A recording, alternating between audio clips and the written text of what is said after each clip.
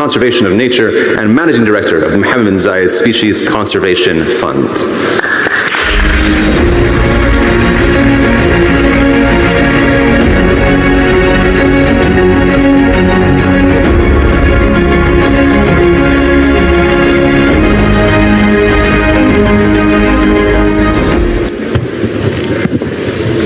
Assalamu alaikum, and it's such a great pleasure to welcome you to this very special session at the Abu Dhabi Sustainability Week, where we really have this great privilege of engaging with one of the most influential voices in global leadership today.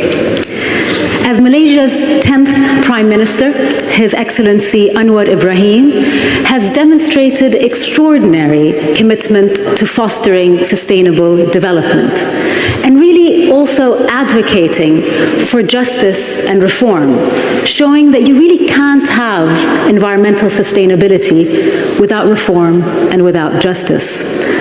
Under his leadership, Malaysia is championing ambitious initiatives, many of which we have had the honor of learning about during COP28 when we hosted it in 2023. These efforts not only serve as a roadmap for Malaysia, but also hold valuable lessons for the ASEAN and the wider global community, of which we will explore today. Please join me in re-welcoming His Excellency Anwar Ibrahim.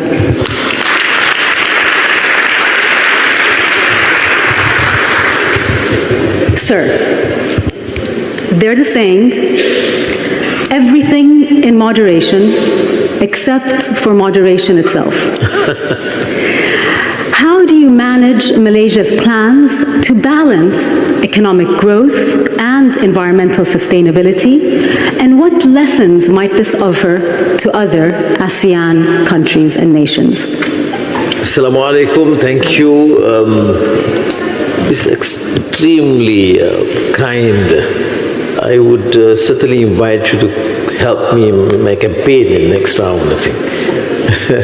Now, we are fortunate because Malaysia is a politically stable country, although it's multiracial, multireligious, multicultural. And we are in the region, relatively the most peaceful in the world and fastest growing economy in the world. And the relations between governments, leaders, and peoples of these regions, our neighbors, is excellent. And I think this unique phenomenon has helped us then to chart clear economic policies. I call it Madani because it is comprehensive, it is sustainable, it takes into consideration the new dictates of the times, including energy transition, digital transformation, but at the same time it caters for the welfare of the ordinary people. So we call it concerns of humanity and issues of values. When I talk about clarity of policies, means we start with, okay, we learn from the UAE. I mean, in all humility, I must accept we don't have all the answers. We choose our trusted friendship with Highness Sheikh Mohammed and colleagues, for example, to then not just start from ground zero. You know, you have had that realize. I gave an example of the Sultan this year when we visited Sheikh Mohammed Zayed Artificial Intelligence University. It's fantastic. So I went back immediately next week. I said, look, immediately set up a new faculty of artificial intelligence because it has relation to the dictates, including environment and sustainability, and then contact the university and get whatever collaboration and assistance possible.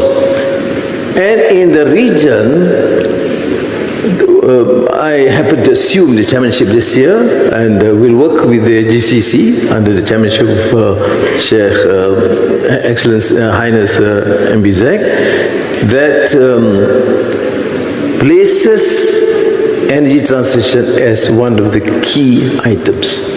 What do? We have the ASEAN energy grid, right from Laos, Thailand, Malaysia, Singapore, and Sarawak to Peninsula, back to Singapore, to Batam, to the new Indonesian capital. So you're 7-8 countries involved in this sort of transition. But it's new technology, it's new energy, is alternative energy, and those are the issues that we address and make it a priority. Of course, it comes some digital AI, and we are now embarking, which we will announce on the blockchain, learning from here. So, humility counts in leadership, and in politics it is a rare commodity because we think that we have all the answers. We don't. Absolutely, sir. Humility, as you said. Now, we have another saying here in the UAE, in addition to humility. إنما القيادة بالأفعال وليس الأقوال. In other words, true leadership is in doing and not by saying. Malaysia has recently unveiled a comprehensive biodiversity strategy. And for those who know me as president of IUCN, nature speaks very loud and clear to both my heart and mind. You also announced significant renewable energy targets. Where do you see the opportunities and challenges in the implementation of these important initiatives and this incredible vision? The challenges on the implementation of AFAL, and you're right, because clarity of policies, then we embark on this program. But thus far, fortunately, because the thinking, the awareness is such, should I say, pervasive, that people do understand, unlike 20 years ago. So it is easier when we embark on this biodiversity plan, then we itemize issues. You must take note of the fact that we are, although we are not necessarily new, but as a major effort, it is new. Because Malaysia's strength, for example, now is hub for semiconductor. Not only the back end, but also the front end. Huge investments, including the latest by Infineon, largest outside Germany. But we realize that this is not enough. The ecosystem must be correct. Supply side can be confined to the semiconductor, but the ecosystem means biodiversity and sustainability. And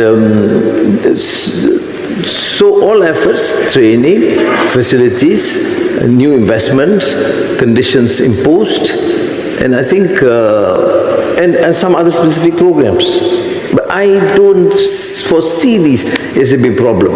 As you said, the challenge of qiyada, leadership, to me is always to summarize the prophetic tradition of taklif, la tashrif.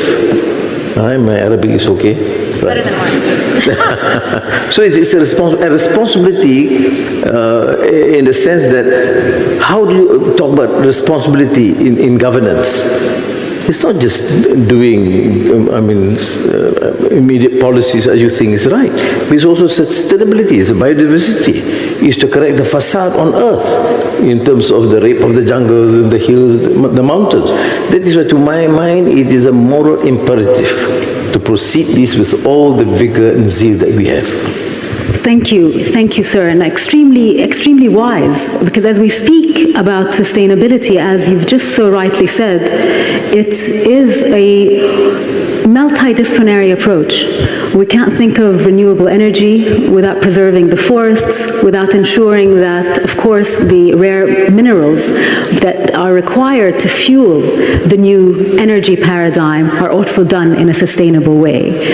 You touched on this briefly, which is this grid across the ASEAN countries. My last question to you, sir, is Malaysia's targeting 70% renewable energy for its power mix and exploring green energy exports.